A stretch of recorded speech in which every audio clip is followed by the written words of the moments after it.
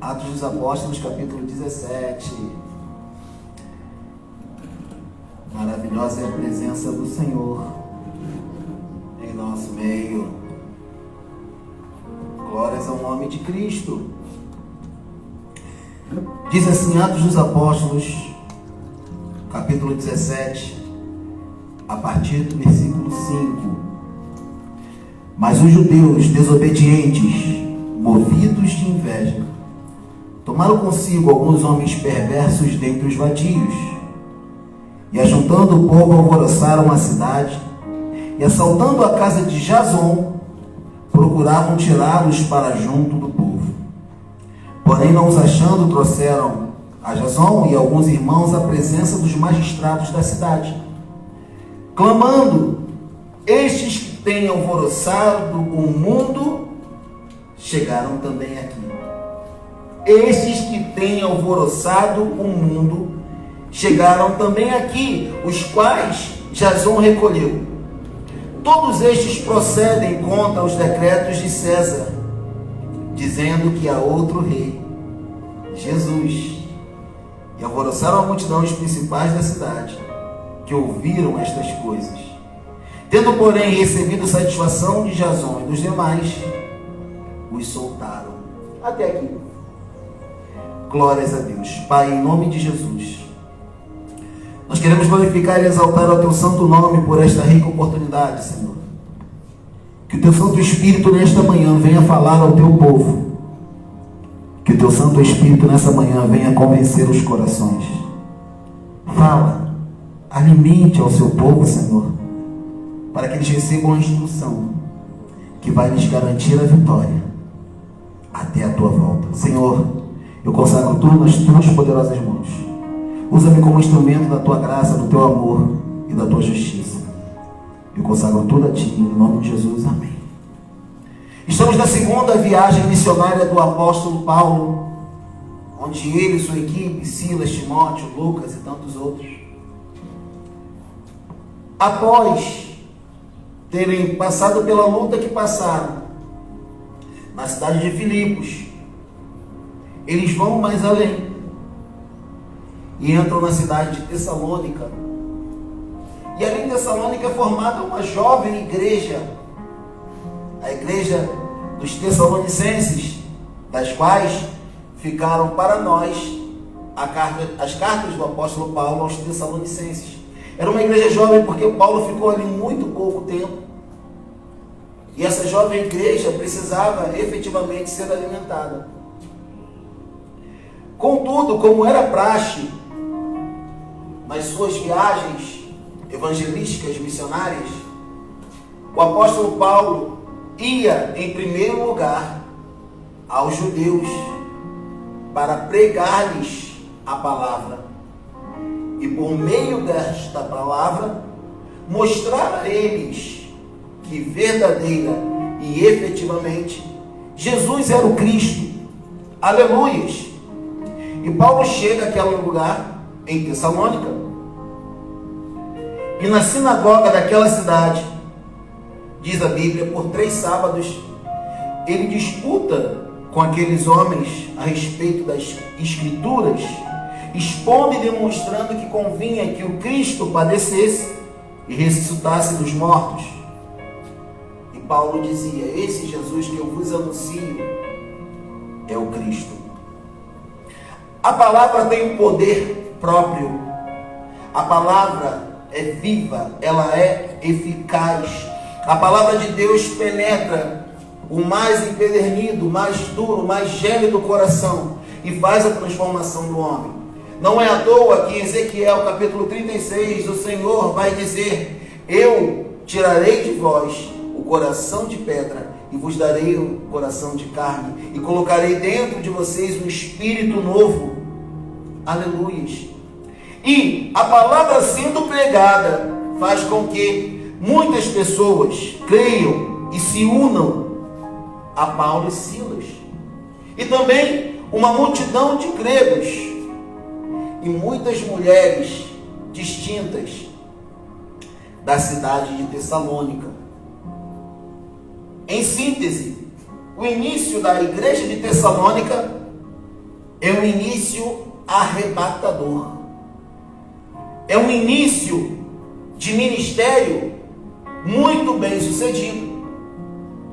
E aqui começa o grande problema. Diz o texto que os judeus desobedientes, movidos de inveja, tomaram consigo alguns homens perversos dentre os vadios. Esses judeus desobedientes eram os líderes da sinagoga, que, vendo o sucesso daquela igreja naquele lugar, tentam denegrir a imagem daquela igreja. Mas aqui vai um primeiro ensinamento. Infelizmente, muitos, na tentativa de destruir a você, destruir ao seu ministério, destruir a algo que Deus está iniciando na sua vida e através da sua vida, eles fazem aliança até com Satanás. Veja, o texto diz que aqueles homens tomados de inveja, aqueles líderes movidos pela sua inveja, se unem a alguns homens perversos dentre os vadios. Veja, são duas classes, os vadios, e eles se unem aos perversos dentre os vadios, ou seja, a pior classe. Eles não eram apenas vadios, além de vadios, eram perversos, então eles iam além na sua maldade. Juntamente a isso, eles unem o seu povo e criam uma celeuma, um problema naquela cidade. Querido, talvez muitas pessoas tenham se unido para te destruir. Talvez muitas pessoas tenham se juntado para acabar com a sua vida, com a sua família, com a sua casa, com o seu ministério. Mas eu vim aqui para te dizer que aquilo que Deus fez, ninguém desfaz. A planta que o Senhor plantou jamais será arrancada. Ei, querido, se Deus te colocou no lugar, se Deus te colocou nessa situação, saiba, em nome de Jesus você vai vencer. Pode se juntar o inferno inteirinho contra a tua vida, contra a tua família e contra o teu ministério, porque não vai prosperar. Você vai vencer em Cristo Jesus. Levante-se quem se levantar. Aleluias! E nessa série, lições da igreja primitiva, a gente vê e percebe que a igreja primitiva nasceu debaixo de luta e de oposição. Pode parecer que a gente está falando sempre sobre o mesmo tema, mas não é isso. É porque Atos dos Apóstolos narra o triunfo da igreja por meio do Espírito Santo acima de toda e qualquer luta. Você pode perceber que todas as igrejas que foram formadas, elas enfrentaram luta, elas enfrentaram problemas, elas tinham poderosos lutando contra elas. Ei, você talvez tenha pessoas poderosas lutando contra você. Você talvez tenha pessoas de influência lutando contra você. Não fique triste, porque o livro de Atos dos Apóstolos ainda não terminou. Ele está sendo escrito até hoje. Ele está sendo escrito até hoje. E você que está passando por essa luta, por essa prova, mais uma vez, com a sua vida, está fazendo menção de que o Espírito Santo é soberano. E apesar de toda a luta, apesar de toda a batalha, apesar de todo e qualquer problema, você vai vencer, porque a igreja primitiva venceu. E você vai vencer também. A luta vem, a luta se levanta. As pessoas começam a falar mal desta igreja. Eles unem o que eles podem. Isso me lembra o seguinte: o diabo sempre vai lutar com tudo que tem contra a obra de Deus na sua vida. Ele sempre vai usar pessoas para parar esta obra de Deus na sua vida. Aí veja, o versículo 6 fala que os líderes da sinagoga dizem o seguinte: esses que têm alvoroçado o mundo. É interessante notar, como aconteceu com Elias e com tantos outros, que aqueles que querem te desacreditar, eles sempre tentam colocar você debaixo de um rótulo. E quase sempre é um rótulo maligno, é um rótulo de desordeiro. Mas repare que a cidade estava em alvoroço porque os líderes judeus criaram esse alvoroço. Eles criaram um alvoroço. Olha a estratégia de Satanás. Eles criaram um alvoroço e disseram que quem estava alvoroçando o mundo eram aqueles que pregavam a palavra. As pessoas vão dizer que você está fazendo algo que na verdade quem está fazendo são elas. Isso é estratégia de dominação em massa. E está muito claro por aí. Eu crio o problema para o qual eu mesmo apresento-me como a única resposta. E aí eu passo a dominar pessoas. Era isso que estava acontecendo aqui. Era essa a estratégia de Satanás. Esses homens criaram um alvoroço. Estavam dizendo que aqueles homens que apenas estavam pregando a palavra da verdade estavam alvoroçando o mundo. Mas a que mundo esses homens se referem? Sim, claro, ao mundo conhecido na época, Europa, Ásia. Não é verdade? Sim. Mas aqui é algo mais profundo. No aspecto profético deste texto, esses homens estão dizendo: aqueles que estão alvoroçando o nosso reino, a ordem vigente das coisas, o nosso esquema, chegaram aqui. Quando você prega a verdade, você começa a contrariar os interesses da mentira. E é aí que está o problema. Porque as pessoas confundem submissão com subserviência. Submissão com subserviência. Submissão é você estar sob uma mesma missão de alguém. Subserviência é você estar sob os desejos e caprichos de alguém, que pode ter a ver ou não com a missão. Esse é o grande problema, porque os pregadores da verdade, Paulo, Silas, Timóteo, Lucas e toda aquela equipe, estavam apenas pregando o evangelho, apenas pregando a verdade. Mas a verdade que esses homens pregavam estava quebrando o esquema das trevas. E aí é que está. Esses homens, por serem homens de influência, por serem líderes da sinagoga, eles tinham poder político. Estamos pregando no domingo, primeiro turno das eleições no Brasil, 15 de novembro de 2020. Satanás usa muito o poder político e o poder humano para tentar travar a obra de Deus na minha e na sua vida.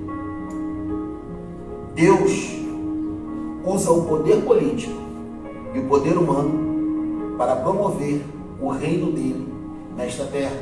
E o reino de Deus nesta terra manifesta-se onde a influência do reino de Deus chega. Onde a influência de Deus chega. Veja, esses homens usaram o poder político para tentar calar a igreja. E o ser humano, ele tem dentro dele uma marca. A marca da eternidade.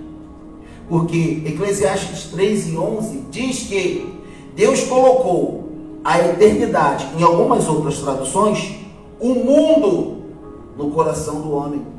Ou seja, o homem, em sua natureza, tem a tendência de ser reconhecido. O homem precisa ser reconhecido através de palavras, através de atos. E é importante ser reconhecido? É sim. É importante ser reconhecido, é importante ser honrado. E a honra está ligada ao mérito. Mas isso é um outro assunto que a gente trata um outro dia. Mas esse desejo de reconhecimento humano faz com que Satanás domine alguns.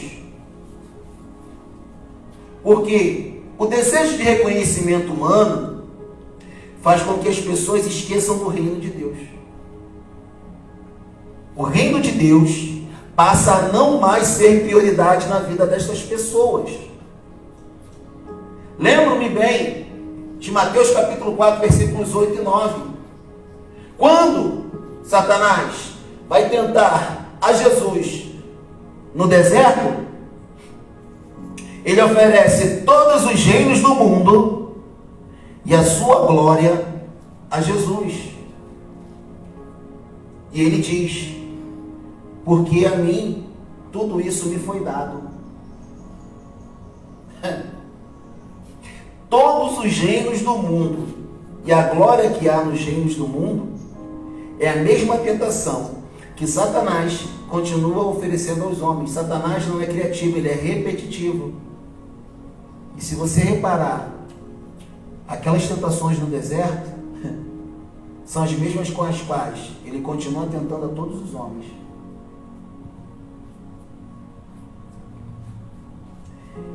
Se você atentar para o que a Bíblia mostra, você vai ver que Paulo plantou as igrejas gentílicas nas principais cidades do mundo. É isso que no primeiro momento a gente entende. Corinto, Tessalônica, Bereia, Hierápolis, Éfeso. Ok? Mas o que a gente não percebeu e que é muito mais profundo é que o apóstolo Paulo plantou as igrejas gentílicas nesta cidade para mostrar que havia um outro Senhor, um outro Rei.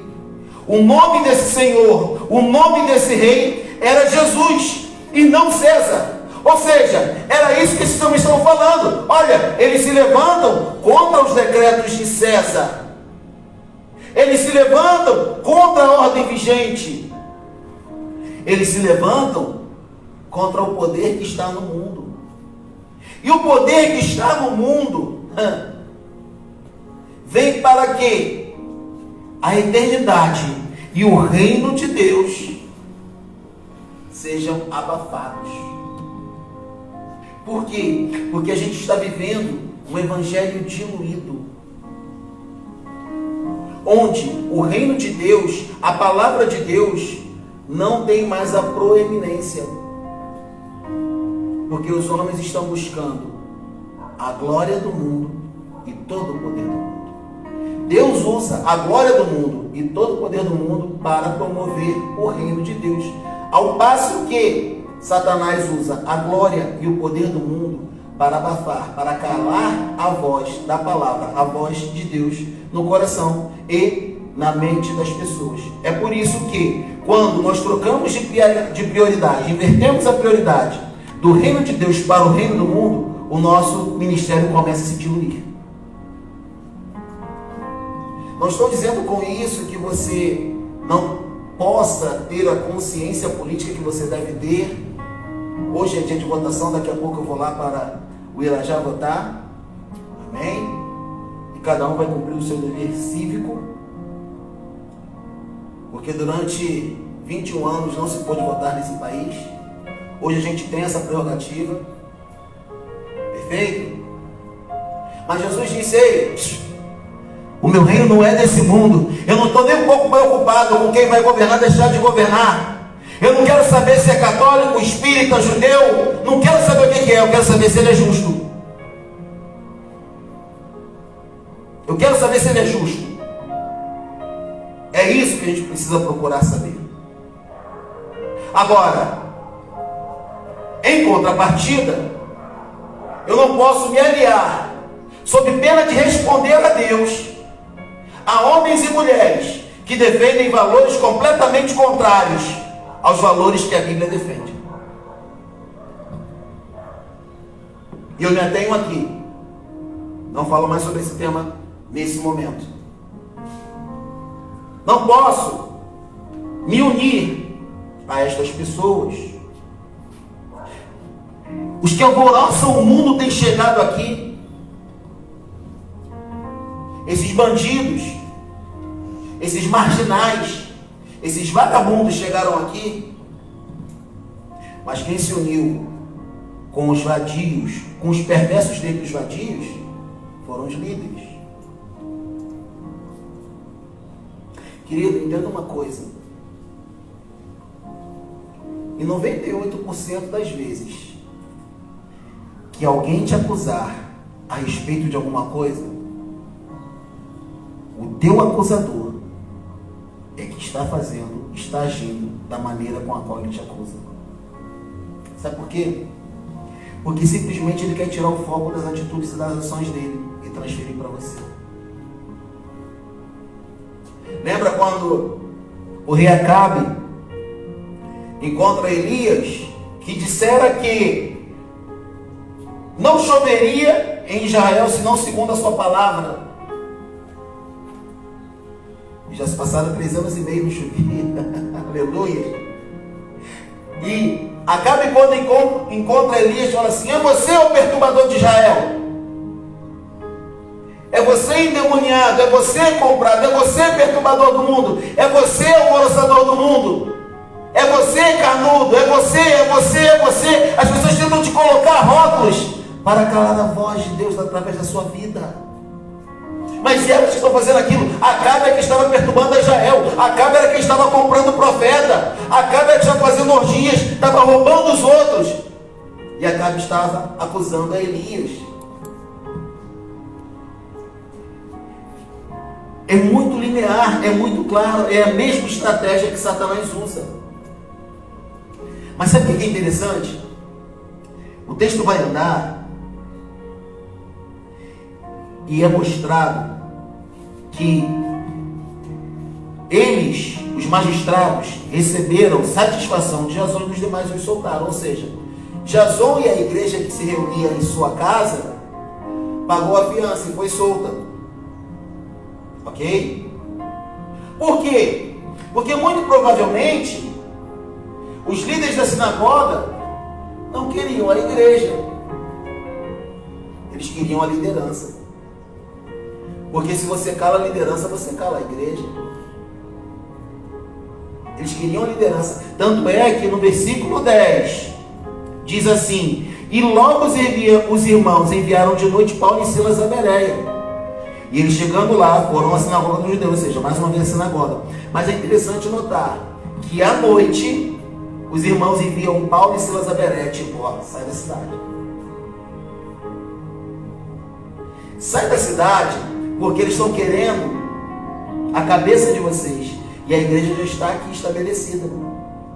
Ou seja, a igreja não depende de nenhuma liderança. A igreja não depende de nenhum homem. A CEAR não depende do pastor Washington, porque se eu morrer, amanhã a CEAR continua. Como qualquer outra igreja, se o líder morrer, a igreja deve continuar, porque a igreja depende do Espírito Santo, não de homem nenhum. É isso que a gente precisa entender. Você não deve vir à igreja atrás do pastor Washington, de nenhum líder. Você deve ir à igreja pelo Deus que se manifesta lá. É o Deus que fala lá que deve ser a motivação de você ir à igreja. Aleluias! E esses homens vão a outra cidade. E é preciso ser estratégico. Porque existe um momento de você sair de cena assim. Existe um momento de você sair de cena e deixar o Espírito Santo fazer seu trabalho. Paulo e Silas foram para outro lugar. Vocês não querem me ouvir aqui, vão me ouvir em outro lugar.